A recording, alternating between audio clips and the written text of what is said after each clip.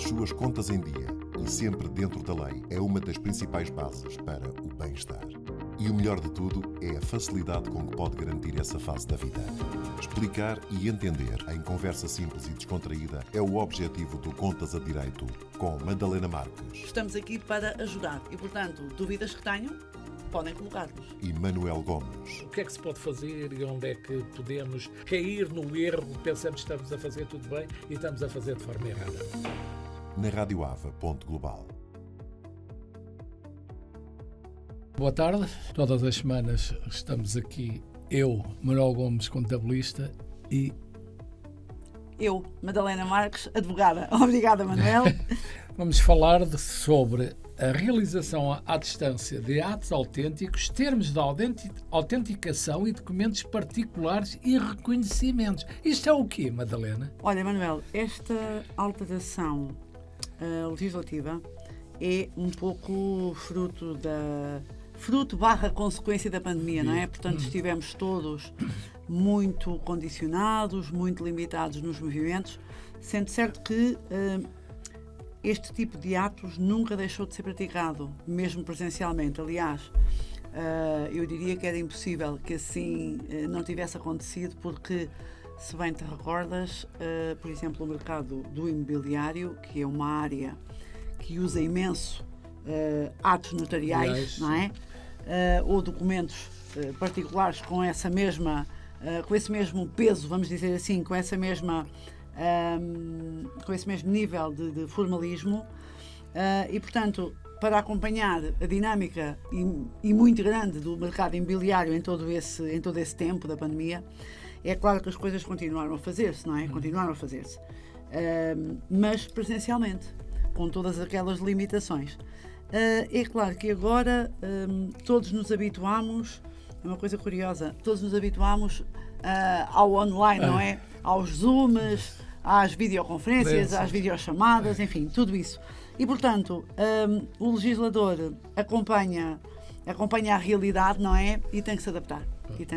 E, portanto, coisas como compras e vendas, por exemplo, de imóveis, ou a constituição de outros direitos, como seja o usufruto, como seja o uso e habitação, como sejam os reconhecimentos das assinaturas, que hoje em dia, enfim, já desde há algum tempo esta parte, não se fazem apenas com a exibição do documento de identificação, não é? Sim.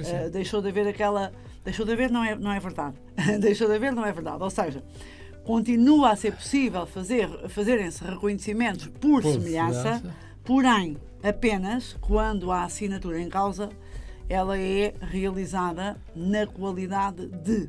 Portanto, um reconhecimento de uma assinatura de uma pessoa física, um reconhecimento da minha assinatura, da tua assinatura, pura e simples, já não se faz por semelhança, tem que ser presencial. Bom, tinha que ser.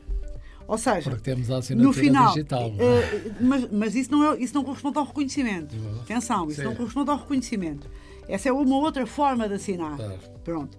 O reconhecimento passa, como a própria palavra nos diz, portanto, pela verificação. Alguém verifica que a assinatura que é feita num determinado documento pertence ao indivíduo que se apresenta como tal, não é? No final do ano de 2021 tivemos então a produção de um diploma que entrou em vigor só em abril, e que veio realmente trazer esta possibilidade da prática dos atos à distância. Quando eu li, enfim, estas normas, fiquei satisfeita, naturalmente, porque tudo isto representa um grande progresso, uma grande evolução, o facilitar, o agilizar, não é? Portanto, uma pessoa pode estar num ponto do país e a outra no ponto oposto, e não obstante isso, praticamos o ato, não é? Praticamos o ato.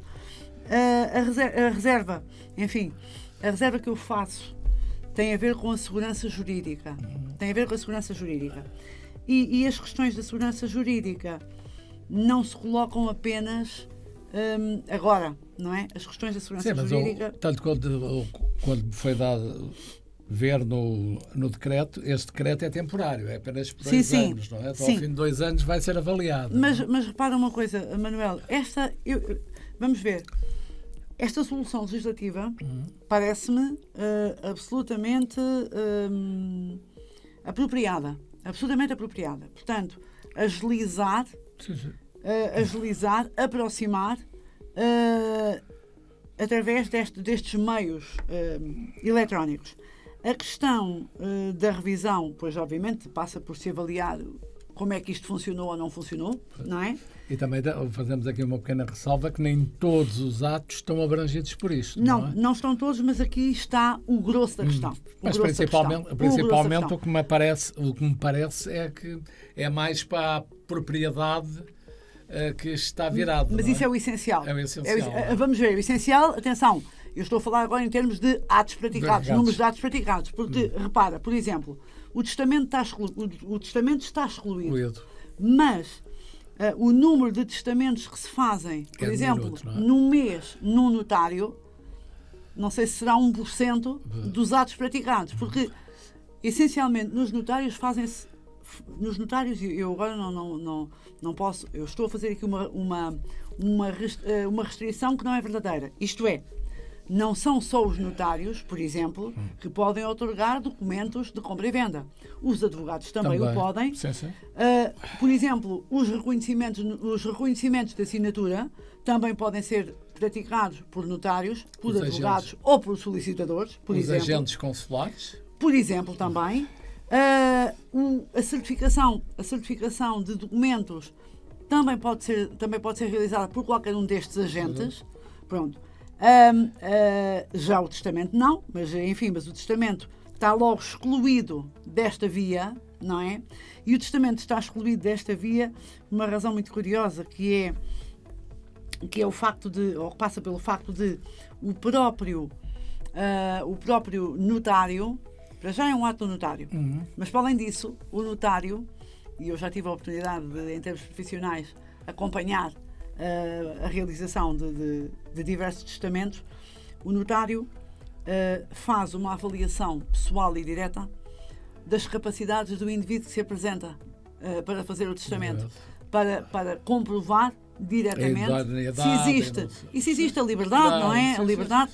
E também, uma questão que é muito importante, a capacidade para, não é? Pronto. Eu, enquanto advogada, tenho feito muitos reconhecimentos de assinatura, tenho feito muitos termos de autenticação, mas não faço, por opção, os tais documentos particulares de compra e venda. Não faço. É necessário alguma, vou dizer, logística associada, nomeadamente o que tem a ver com a liquidação dos impostos, a sua entrega, como é evidente, e depois também a prática do ato de registro, que é imediato.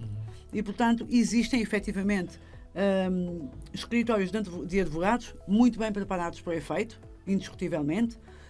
Já tenho praticado alguns atos em escritórios de outros colegas, mas, e agora podem-me chamar velho do Restelo, eu continuo a preferir os notários para a prática destes atos, porque penso que são as entidades que efetivamente estão mais vocacionadas. Estão mais vocacionadas. Não tiro, obviamente, nem o mérito, nem a validade aos atos desta natureza praticados por colegas, como é evidente, que têm competência e que, aliás, muitos se organizaram para criar dentro dos seus próprios escritórios, vou dizer, departamentos específicos dedicados a este tema. Pronto, e, portanto, respondem na perfeição. De facto, eu, enquanto advogada, já tenho mencionado diversas vezes que há um marco, em termos de evolução, vamos dizer assim, organizacional dos tribunais, que é a implementação das plataformas, que eu reconheço como de grande utilidade. E aqui também reconheço como de grande utilidade esta iniciativa legislativa da admissibilidade da prática destes atos à distância e, sobretudo, vejo, do ponto de vista da vida do cidadão, também um interesse enorme, porque facilita, não é? Sim. Facilita. Continuo sempre a dizer que tudo isto tem que ser feito de uma forma muito séria, não é? Muito séria.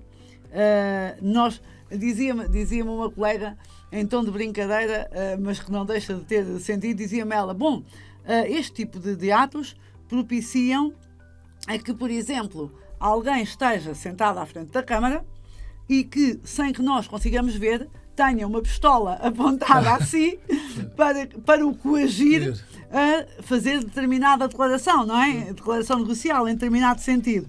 Pronto, é evidente que esta é uma imagem caricaturada, mas a verdade é que não é de todo descabida e pode acontecer. Mas isso é uma das...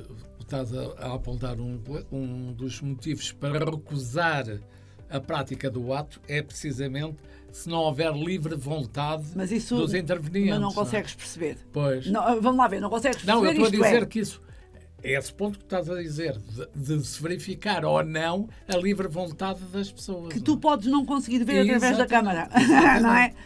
Pronto, essa questão da liberdade, é evidente que ela não se coloca só aqui, não é? Sim. Eu posso ir sem ninguém a apontar-me uma arma ao notário e estar coagida. Não é? Pronto, portanto, não há aqui uma relação direta entre a possibilidade de eu coagir alguém e o facto do ato ser presencial ou não ser presencial. Essa é uma outra questão que condiciona a vontade, não é? Por isso é que depois os atos podem ser anulados e impugnados por causa dos vícios da vontade. Meu caro Manuel, tenho uma notícia para te dar, é de que por hoje chegámos ao fim. Vamos ter que terminar este nosso programa. Eu recordo a quem nos ouve e vê que estamos em radioava.global, estamos disponíveis em todas as plataformas e redes sociais e estamos também no YouTube. Eu gostaria de recordar que gostamos de receber sugestões sobre temas que os nossos ouvintes gostassem de ver discutidos e também estamos sempre receptivos a questões que nos coloquem. Para além disso, também dar sempre o alerta que isto são apenas opiniões que nós transmitimos aqui numa franca conversa e são gerais, não são específicas e por isso não nos vinculamos em termos de informação, não nos vinculamos a nenhum caso específico. Exatamente. São informações com caráter absolutamente genérico. Manuel, muito boa tarde. Boa tarde, até para a semana. Breve.